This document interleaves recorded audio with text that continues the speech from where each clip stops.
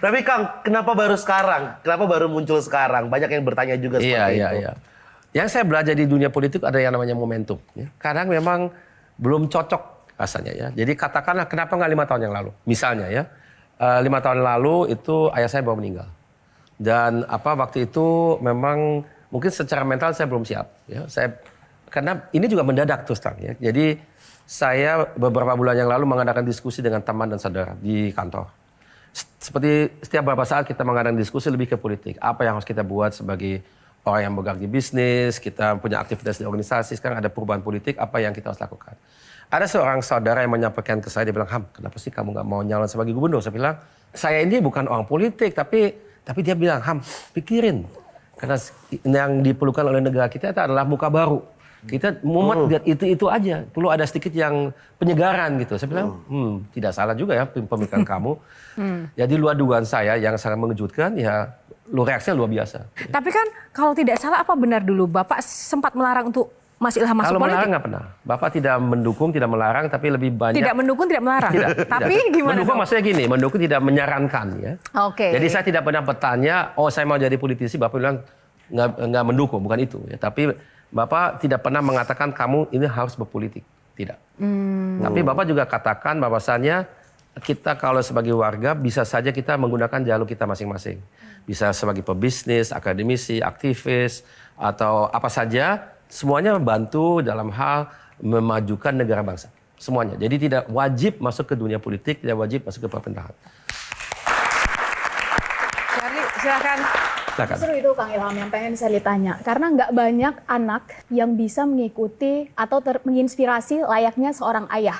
Iya. Jadi, dan ini terlihat dari pertama tadi Kang Ilham menjawab, jawaban-jawabannya itu mengingatkan kita semua atas statement-statement almarhum Eyang Habibie dulu. Iya. Kenapa akhirnya masuk politik, saya ini bukan orang politik, dan lain-lain. Iya. Pertanyaannya adalah, apakah itu memang terinspirasi oleh beliau, atau karena ada tekanan, atau itu menjadi beban nggak sih sebetulnya menjadi anak dari seorang presiden nomor 3 di Indonesia? Yang dicintai dan dihormati, legendaris pula. Sangat dihormati.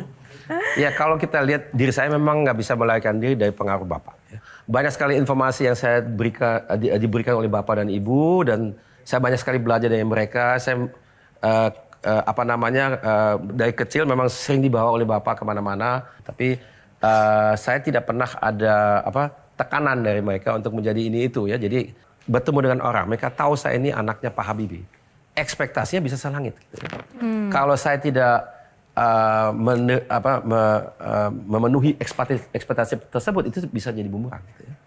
Dan ada juga tidak semua orang berpikir positif. Ini mungkin kebetulan positif ya. Jadi saya jadi ini memang sebagian kena Bapak dan Ibu, tapi sebagian juga kena saya sendiri. Dan ada proses yang dilakukan sendiri ada juga. Ada proses, harus jelas ada proses, benar. Oke, sedikit saja Kang Maman. Jam tangan ini dipakai oleh Pak Habibie sejak kapan? Yang ini? Iya. Udah lama sekali. Udah lama. Artinya kemungkinan 13 November 99 dipakai Pak Habibie? Itu saya tidak tahu. Oke, katakanlah bisa saat itu. Bisa saja. Itu momentum di mana Pak Habibie merasa dipermalukan oleh MPR.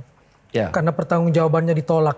Ya. Padahal keberhasilannya luar biasa. Dolar 16.800-an bisa jadi 7.000, bahkan pernah jadi 6.500. Iya. Nggak dilihat oleh MPR. Ya. Betapa turbulensi politik itu begitu berat. Iya. Siap menghadapi hal-hal seperti itu? Saya kira saya belajar dari contoh Bapak. Saya waktu itu berada dengan Bapak, bukan di samping Bapak, tapi saya di rumah. Terus kemudian apa yang dilalui dan dialami itu kita diskusikan sekeluarga. Saya lihat bahwa Bapak dan Ibu itu mereka tabah sekali. Mereka tahu bahwasannya ini adalah satu hal yang bisa terjadi sebagai orang yang berada dalam dunia politik. Itu katakanlah itu turbulensi politik. Kalau kita naik pesawat, kita siap dengan turbulensi. Jadi kalau kita berharap tidak ada turbulensi, ya kalau kita beruntung tidak ada turbulensi. Tapi kalau ada, ya jangan kita kaget-kaget. Ya, memang itu bagian daripada alam gitu ya. Begitupun juga di politik. Tapi yang penting apa? Kita jangan jadi korban. Korban itu ya menang kalah juga bagian daripada bagian politik gitu ya. Baik, terima kasih. Jelajahi cara baru mendapatkan informasi. Download Metro TV Extend sekarang.